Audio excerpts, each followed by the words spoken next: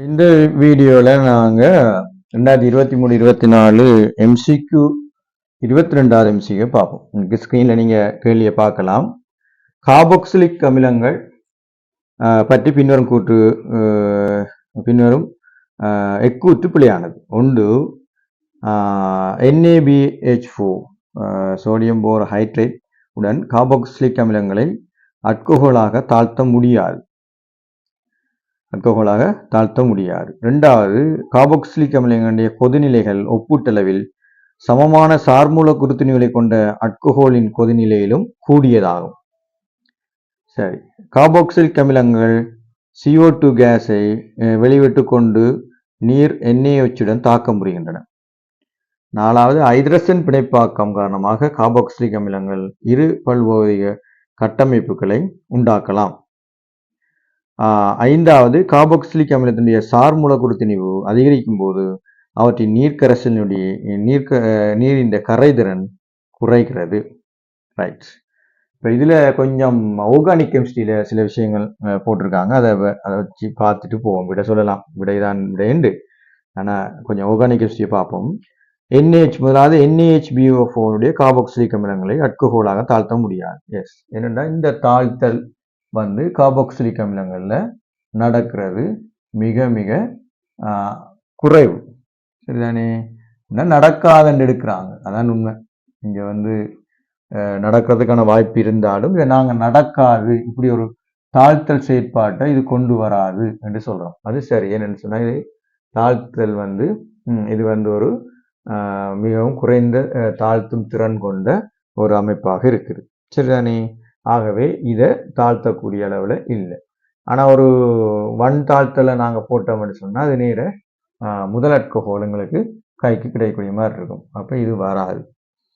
ரெண்டாவது தாழ்த்த முடியாதுன்னு சொல்லிட்டாங்க. அப்போ தாழ்த்தாதுன்னு சொன்னால் ஓகே, இந்த விட சரி உண்மையாக இந்த தாக்கம் நடக்காது. இது விட சரி. அடுத்தது, கார்பாக்சிலிக் அமிலங்களுடைய கொதிநிலை ஒப்பீட்டளவில் சமமான சார்மூலக்கூறு நிலை கொண்ட அல்கோஹோலினுடைய கொதிநிலையிலும் கூடியதாகும். எஸ், கார்பாக்சிலிக் அமிலங்களை பொறுத்தவரையில கொதிநிலை தங்கி இருக்கிறது மூலக்கூற்று திணிவுகள். கொதிநிலை தங்கி இருக்கிற மூலக்கூற்று திணிவு. ரெண்டாவது விஷயம் பிணைப்பு, அதாவது மூலக்கூறுகளுக்கு இடையில் உள்ள பிணைப்பு. மூல கூறுகளுக்கு இடையில் உள்ள பிணைப்பு.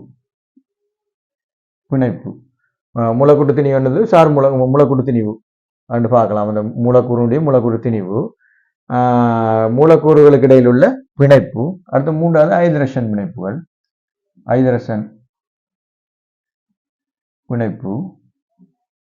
அடுத்தது என்ன, நாலாவது மிக முக்கியமானது பிணைப்பு, அதாவது ஒரு அணுவுல இருக்கிற பிணைப்பு கொண்ட அளவு. பிணைப்பு கொண்ட அளவுன்னா இலத்திரன்கள் அளவு, இல்லாட்டி பிணைப்பினுடைய அளவு. இப்போ உதாரணமாக பார்த்தோம்னு சொன்னால் அதான் இந்த CH4க்கும் CH4 இருக்கலாம் எங்கள்கிட்ட. அடுத்தது CO பிணைப்புக்கும் இடையில நாங்கள் கொதிநிலையை பார்த்தோம்னு சொன்னால், அதாவது அதாவது பெருமான அடிப்படையில் CH4க்கு தான் கூட வரும். காரணம் என்ன சொன்னால், அதனுடைய பிணைப்பு, அதாவது இலத்திரன் முகில்கள் கூட இருக்கும் இதில். அதாவது CH4க்கு இதுக்குத்தான் கொதிநிலை கூட. அப்போ இலத்திரன் முகில்களும், அதாவது பிணைப்பில் இணையும்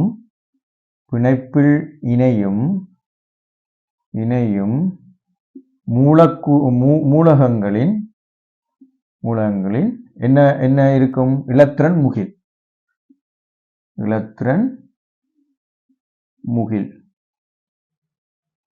இதுல தாக்கத்தை செலுத்தும். முகில் கூடும்போது இது கொதிநிலை கூடும். இப்ப இவ்வளவு செயற்பாடும் விசேடமான அமைப்பாக இருக்கும்.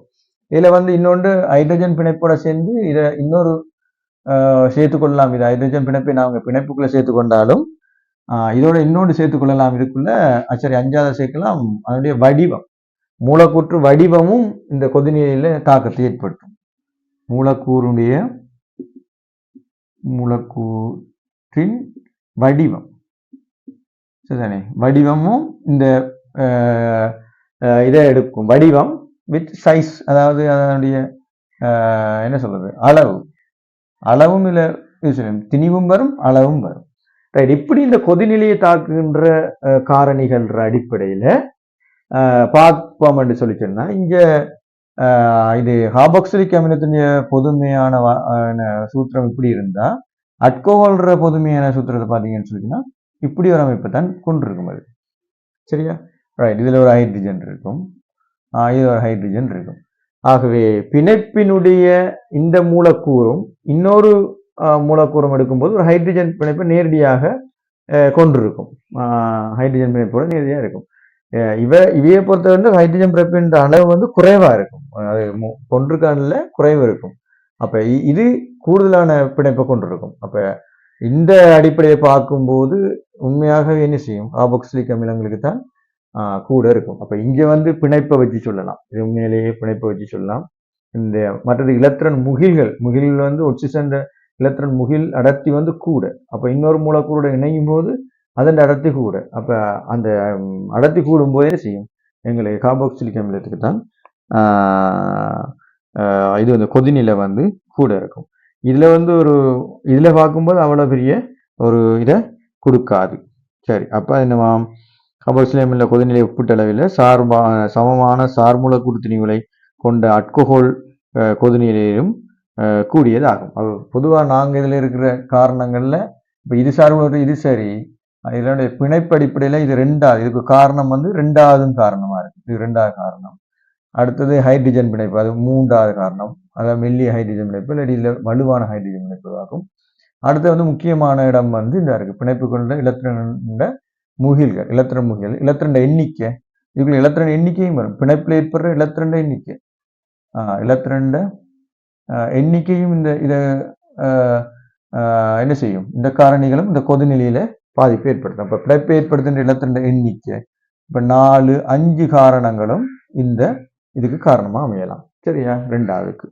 அப்ப அதுவும் அந்த கூற்றும் சரி. மூன்றாவது பார்த்தோம்னு சொன்னா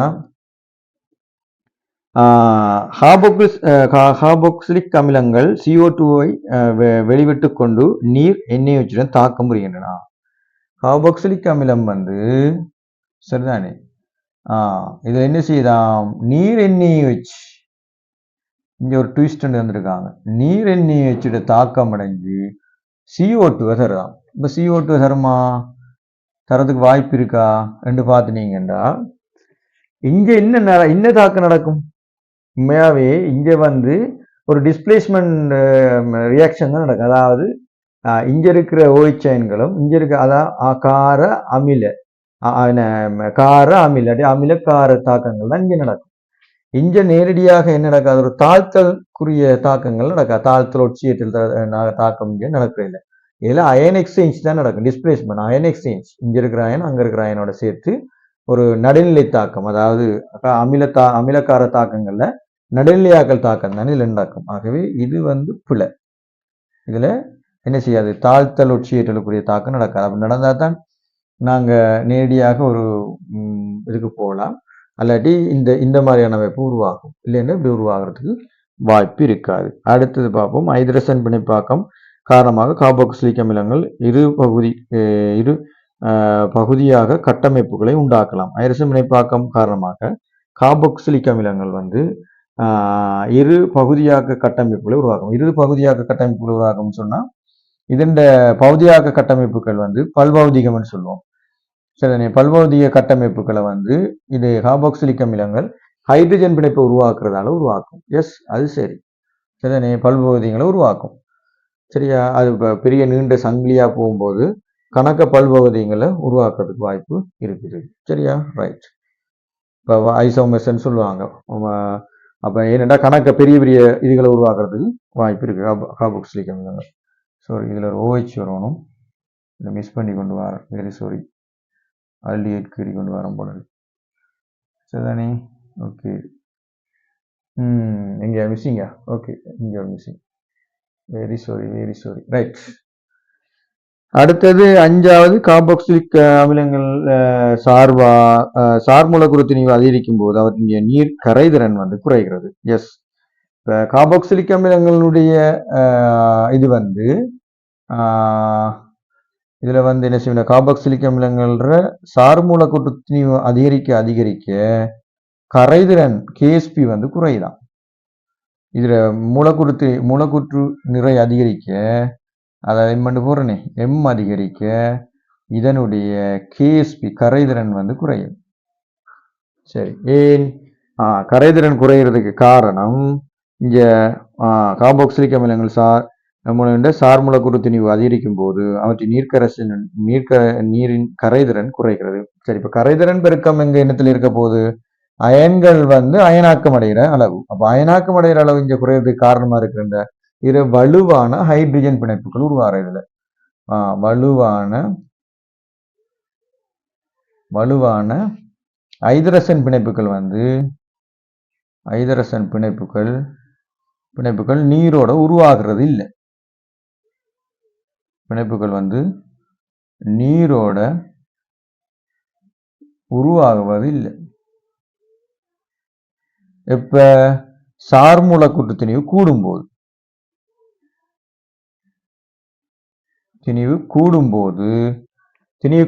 என்ன நடக்குது, வலுவான ஐதரசன் பிணைப்பு உருவாகாது.